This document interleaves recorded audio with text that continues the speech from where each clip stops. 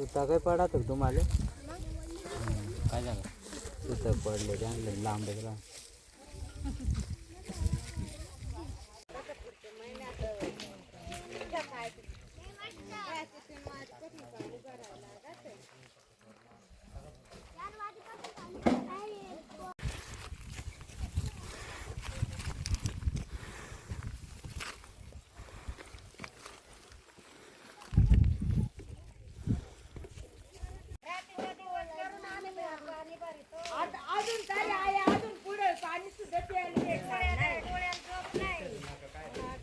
पाण्याची सोय पाहिजे. आम्ही रात्रीचा दिवस करून आम्ही पाणी शोधतो. पाणी नाही भेटत काय नाही आम्हाला. टाकीला पाणी इकडे तिकडे वन वन हिंडायला लागत.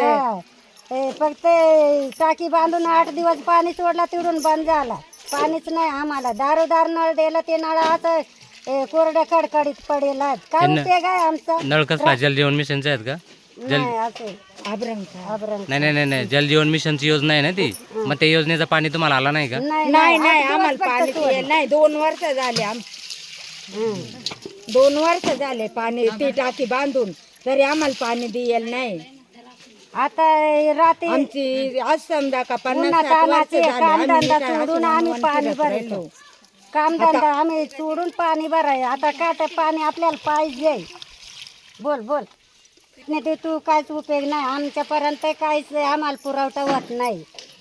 तेव्हा आम्ही वरचून तरच किती काढायचा उन्हान तानाचे. ग्रामपंचायत तक्रार करत नाही का तुम्ही? ग्रामपंचायतीपर्यंत गेले, मोर्चे नेले, तरच केले तरी आमच्यापर्यंत तात्पुरते आम्हाला उलावण्या दाखवता आणि झाले बंद. एक महिना 2 महिना आली टँकर का झाली बंद. निघाल टँकर आम्हाला सापांदा होता. एक टँकर आली तर ती सांगते मला नाही, दुसरी सांगते मला नाही. मग आम्हाला स्वरूपी पाणी पाहिजे.